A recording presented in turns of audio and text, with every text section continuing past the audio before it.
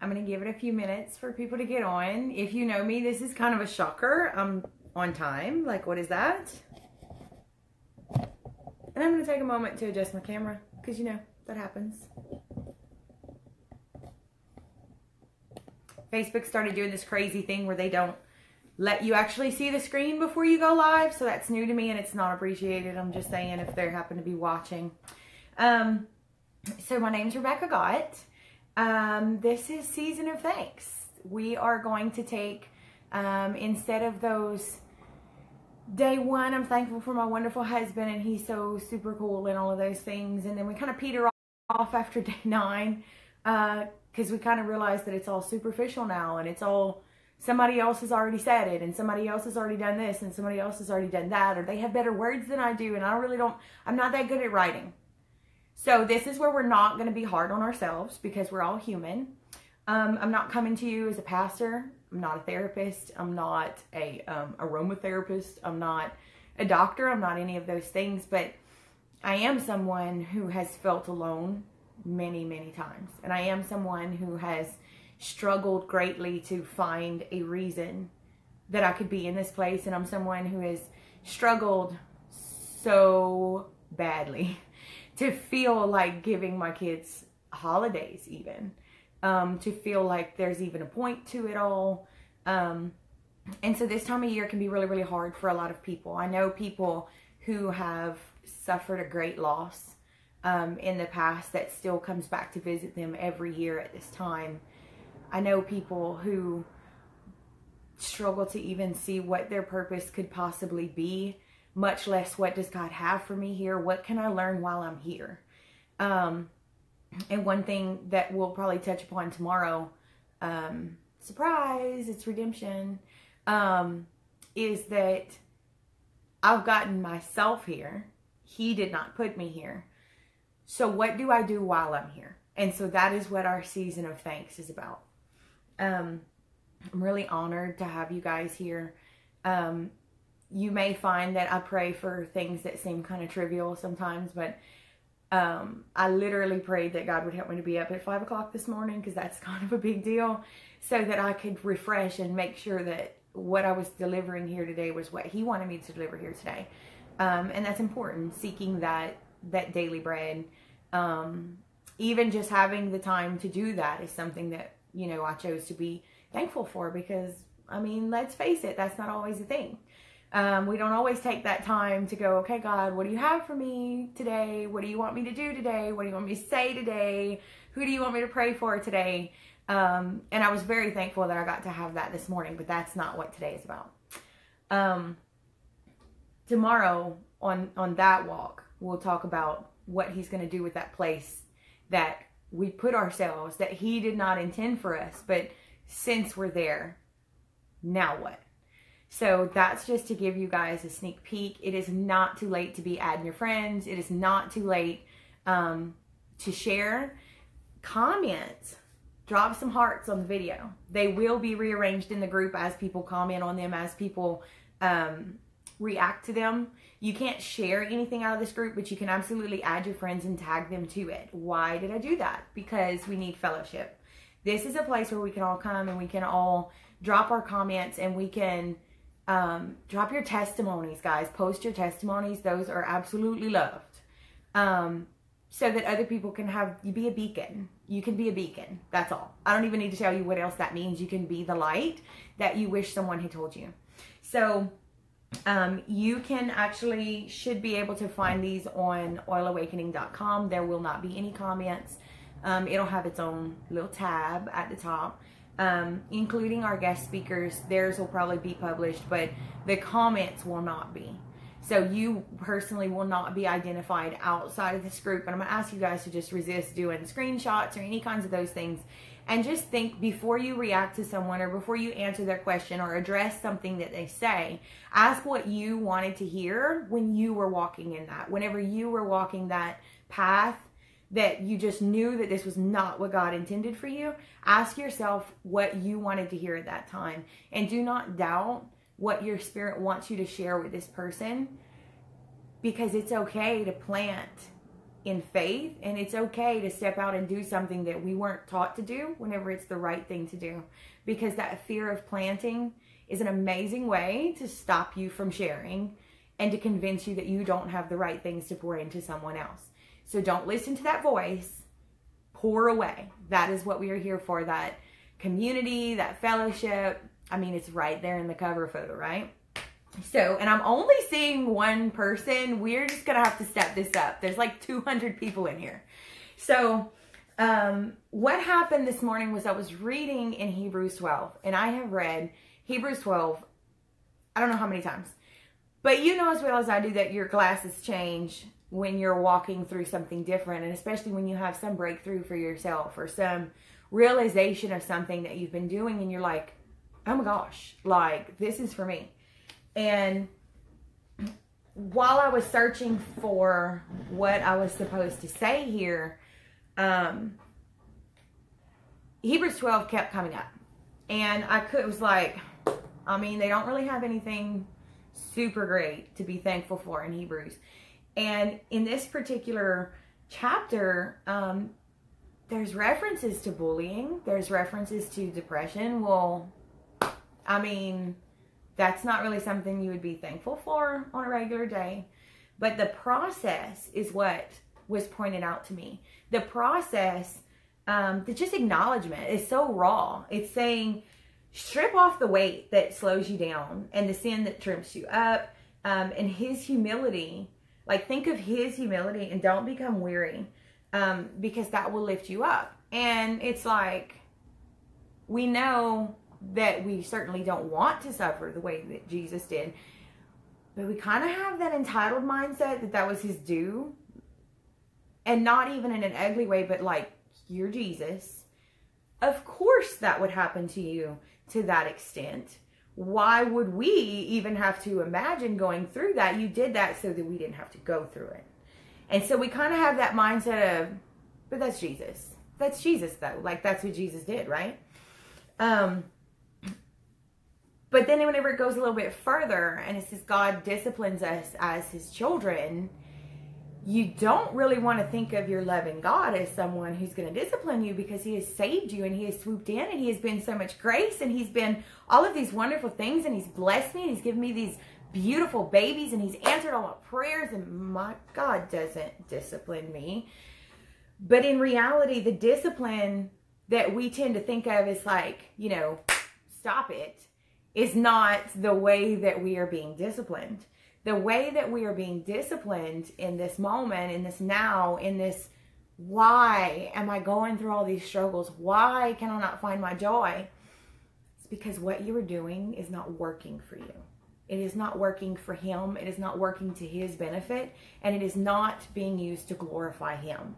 And so whenever we can look at it that way and think, oh, so what is for me here that does glorify him so that I don't have to be here anymore? Because even though this is my comfort zone, this is not what he intended for me, and I'm not actually comfortable here. I need to get out of this zone so that I can be what he wants me to be. And I may not be 100% comfortable there, but at least it's going to be where I'm supposed to be, because I am most certainly not going to stay here. And that gentle revealing, that gentle peeling back of the layers is that loving discipline that we don't always recognize for it, what it is. So we can see enough to know that we're discontented here, but we also see enough to know that we need to trust him and to search for him to know why we're discontented here and to know what we are supposed to do next. And that gentle revealing is what we can be thankful for, because we know we have all had those moments where you just like smacked between the eyes and you're like, what the heck was that? How did I not see that? How did I end up here? I did not ever want to be here. I did not want to walk that out. I did not realize what I was doing.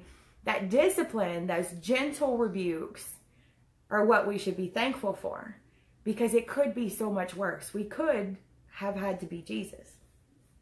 And whenever we're having that revealing of wrong thinking or misunderstanding or outright wrong, it's not for condemnation, and it's not for you to pick it up. Okay, now I have this bag of all these things I did wrong, so now I got to pick up this bag of guilt now that I know what I was doing wrong. You don't have to carry either one of those bags because that was shown to you in that process, in the process that you are now, so that you don't have to do it again.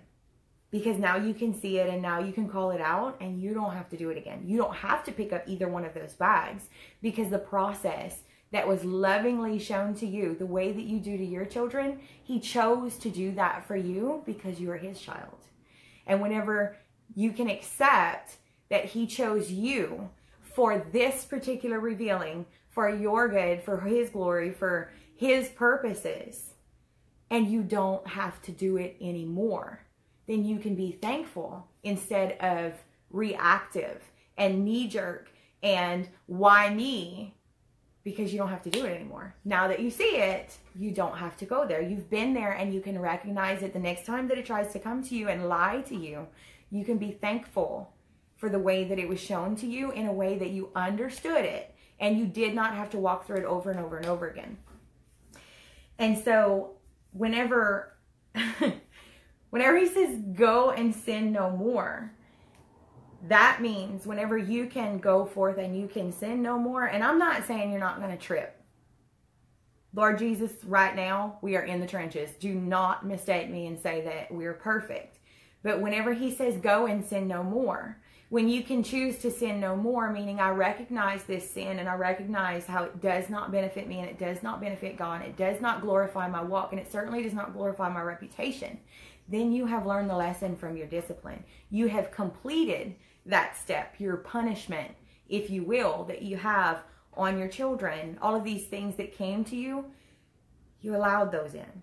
And so all of those things no longer have any authority in you because you accepted your discipline. Whenever you can, go and sin no more. Does that mean you're going to be perfect in every step? No.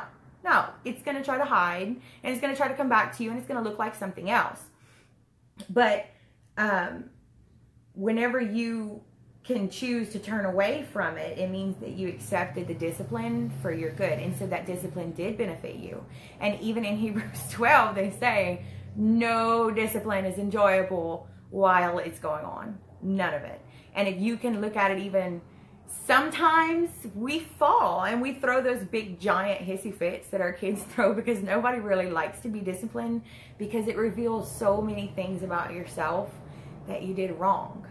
And that's okay because now you see it and you don't have to do it again. And I know that I have said that a lot, but I'm going to keep saying it because it is that important. The bag that you are carrying is that important. And it's such a big deal because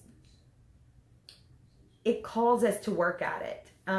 Hebrews 12:11 says, a peaceful harvest of right living for those trained in this way. There are people in some other country, and I cannot remember, but my husband is a how it's made buff, who literally apprentice for a year to make candles. They literally apprentice for a year on how to dip the candles in the right order and carve back the wax in just the right order. And they make these beautiful, I don't know, hummingbirds and butterflies and all these things for a candle. And if this much training is required for a candle, can you imagine how much training is required for right living? Can you just like take a moment and just let that sink in? So this weary battle, this battle-weary feeling that we are in, that is normal. The Bible calls us to not be afraid, to not fear, to be still, because you're going to be sitting in your faith for a while. And that's okay, because while you're there, you can look around and you can say, what is for me here? And that's not to say that it's going to be easy. Sometimes you will be still and sometimes you will not. But that training is a call to work at it. And if you think of it in terms of athletes, riding a bike, learning a new job, you do it over and over and over and you have soreness and you're tired and you have fatigue, but you also have growth. And there is something that you receive in that lesson. There is something that you grow from that benefits you, that you carry, that can never be taken away from that training. And that is your right walk, right? So whenever in Hebrews 12, they call us to work, look, watch. They're all action words. And so those courage is required. And that's why every single moment that we have to choose to take this next step, that's for you. That's for you to realize exactly all of the roles that he had for you, for your purpose. And we're not going to find our purpose just sitting on our couch, just thinking about how awful everything is for us every year this time of year, how we have all these financial struggles, and my husband hates Christmas. He hates everything that it stands for. And so almost mentally, I begin just preparing for battle before Thanksgiving even gets here. Why? Why? There's so much opportunity lost thinking about the battle and looking at the battle and making sure that the battle does not come, that all of these other things, they just keep on passing by and I can't even see them because I'm looking over here. And so we're being misdirected and we're being drawn away from seeing what our training is actually weaving into us, right? So your harvest comes with action. We all know that for your harvest, there's tilling, there's planting, there's weeding, and then there's the harvest. There you don't get to just, I mean, you can pay to go pick strawberries. You can pay to go to CM Farms and go buy yourself a pumpkin or whatever, but you didn't actually work for that. And so you don't actually receive anything from that. You don't have the pride of looking at this pumpkin or these strawberries other than Tiffany's jelly saying, I did this. But whenever we are going through the roots and we're looking at the hostility and the shame and the sin that Jesus endured, that what we have, it's very mild. What we walk through is very, very mild, especially in this country. We have some first world problems. That doesn't make them any less legitimate. But the time gap between Jesus and here has told us that our battles are insignificant and not important enough to bring to the table to be dealt with. And that's not true, because it's a part of your training and it's a part of your refinement to find out your purpose. And whenever he chose you for discipline and he chose you to receive it, what do you have that he is refining? Whenever he says, so take a new grip with your tired hands, strengthen your weaknesses. Think, why? Why did I choose this particular battle?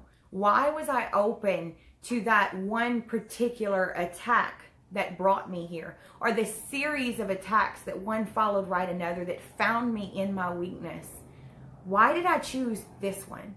What made me stand up now? What made me stand up and reach out and say, I'm going to go to church. I'm going to go to Season of Thanks. I'm going to start finding out what he has for me in this place. That is where you would start, because sometimes it's all we can do just to start. But your training has to start somewhere. You don't just go to a gym and walk out like, I don't know, John Cena or something. That doesn't happen. So whatever made you start, whatever was your catalyst, is where you start with God, and you take that to the altar. And you can take that there and you can be trained in that area, and you can see how that one area was a part of your foundation for your whole. And when you can be thankful for that one area that you began to grow, then you can weave thanks into all of your other things. Well, I am thankful that he showed me that I was a little bit of an emotional basket case. And so I am thankful that my husband's ex-wife gifted me with oils so that I could do something about my emotions, because I did not realize that my emotions just kept building up this wall between me and God. And I spent so much time being angry and so much time being bitter. But now that I've gotten into my spirit, and now I can be thankful for a gift, an investment in me that did not have to be made, that absolutely did not benefit her at all. She saw something in me that she fed because she could. And she chose that. So that change in me, that one person pouring into me from years and years and years of just desolate emotional and spiritual place, showed me the value of myself as a friend to my husband's ex-wife. And in our talks, in opening up to her, my stepson's mom, we share a child, we love this child, we have this in common. And I was able to help her through things. And then I reconnected with another friend and I was able to help her with things. And over and over and over again on my walk, God showed me, Becky, you are valuable. And Becky, you can pour into this person and that person and that person and that person. Oh, and I want you to write a book. You want me? Me, Becky. Becky, who doesn't really accomplish anything, to write a book. And then I began to hear, what do you mean you don't accomplish anything? And so those lies can be revealed one at a time when you can be thankful for one thing at the very beginning. And that's where we are right now. That's where we are in our that's where we are in our walk. That's where we are in our spirits and in our emotions and in our homes. I'm tired of being unhappy here, and I choose to be thankful. So whatever you choose to be thankful for in this moment, I'm going to encourage you to write it down, because that benefits you, and that can never be taken away from you, and it will never stop working to your favor. And that was not written down, so obviously somebody needs to hear that. Let me know if it was you. So, whenever you realize that it's time to grab on, and it's time to grab onto your faith and unclench from everything that is not going to help you on this walk. Whenever it comes to agreement, you have to finish. Simply by being here and agreeing with yourself to choose to be in this place and to come and join in agreement to be in thanks, right? Like in this season, like I'm tired of being here and I'm done here. You have to finish it, because on a spiritual level, evil's like super smart. Like, we're smart, but it hides, and it's been here since the beginning of time, and they're like all about adapting. So if you're tired of being under spiritual attack and you're in that place where you don't know if this is attack or is this God punishing me, that's where your discernment comes in. And the fact that you can't trust it says you've been under attack for a long time. And I know, because I've been there. You are absolutely not alone. Promise yourself that you're going to finish this. Because that's the only way that you're going to know if you actually strengthened your weaknesses and your tired hands, or if we gave up on ourselves again. And I can say that because I've been on that roller coaster, and it's ugly, and I feel for you, and I'm absolutely praying for you. And, I'm just going to put it this way. Hebrews 12:26-29 says, when God spoke from Mount Sinai, his voice shook the earth, but now he makes another promise. Once again, I will shake not only the earth, but the heavens also. This means that all of creation will be shaken and removed, so that only unshakable things will remain. Since we are receiving a kingdom that is unshakable, let us be thankful and please God by worshiping him with holy fear and awe. For our God is a devouring fire. And you may wonder why I'm smiling, even though that is a beautiful, beautiful scripture. And it was exactly what I needed to hear, because how many times have we just felt shaken and unsettled and all over the place? And I was reading that again at 5 o'clock this morning. And I guess kind of deciding what oils I was going to use for the day. I had told some of you guys, I was reading the Oils of Ancient, I crossed them again. Healing Oils of the Bible book, and using the Oils of Ancient Scripture, which they're made to go hand in hand. But the Oils of Ancient Scripture are literally the oils from the Bible. And I'm like, why have I not bought this kit before? I have a lot of oils, but yet I have not bought that one. So what stopped me, and I'm kind of catching on now, there are certain things that come between me doing that still kind of slip under the radar. So I'm going to do it. I'm going to get this and I'm going to use it. And this morning, the word hyssop came to mind. Okay, I'm going to use hyssop, but I'm not going to combine two new oils at one time. And so I just kept using frankincense. And you may wonder why I do that. And it's basically, they were put here for our good before we were here. And they address our whole image, our mental, physical, and spiritual, okay? And like Adam and Eve were put into a garden. They weren't put into a house, and they were made to brush up against these things and smell these aromas and these grounding, and they've been proven of all the things they do. But what's funny is you can understand things a lot more clearly whenever you use them as a tool like I do, because I've kind of noticed which ones do which. So this morning, 5 a.m., y'all, I'm just going to flame another first cup of coffee. I realized that my spirit is actually just as Cajun as I am. And I'm going to tell you why. Because whenever I read this, that it was, that all of creation will be shaken and removed so that only unshaken things will remain. My family used to own a restaurant.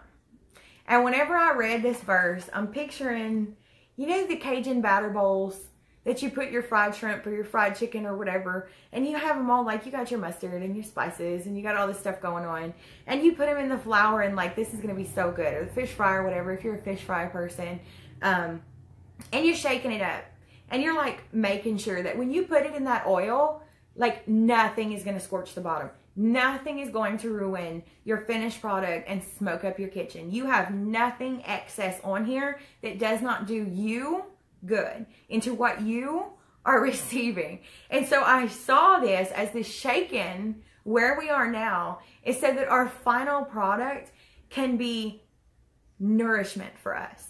So that this shaking off of all the excess is all those things at the bottom of the pan that ruin your grease. Like I said, it's a Cajun. I can't help it. Apparently, that's just who I am. That whenever all of these excess things are shaken off, all of the unnecessary, all of the things that they just fluster you and they're just toxic in your place, and you have to make that choice, even if it's painful, to just cut it out. Because it's not doing anything for you here. If it's not lifting you up where you are here, it is being shaken away so that you could be unshakable. And it is good to you. And you bring it to yourself and you fill yourself with all of the things that are unshakable. So I really hope that this has helped you guys today to be thankful for discipline, to maybe shed some new light on it, because although it is unpleasant, it is not only for our good, it is for the good of every single soul that we handshake with. It is for the good of every single person that we reach out to, every person we share our energy and our words with and our lives with, that we go out and we are not heaping our burdens into the world, that we're going out free and unfettered and sharing that joy and that light. And I hope that you guys have appreciated this walk through thankfulness for discipline of all things today. Add your friends, invite them to watch, tag them. Please drop some reactions so that other people can receive the same thing that you can, that it's not suppressed, that they can see that they are not alone in this walk. The number one request that I have had from people in this group is, can other people see what I'm doing? Are other people going to be judging me? Are these people that I know who are going to see me there and wonder what I'm there for? And they need to know that we are not ashamed, that we are unshakable, and that we are thankful for this place and this fellowship and this community. I'm praying for every single person on this list, and I thank you so much for giving your time to me today. If you have a special prayer request, go ahead and message it to me. If you have a testimony, share it in the group. Share your light, be a beacon, and I will see you guys tomorrow at 9. You are so loved.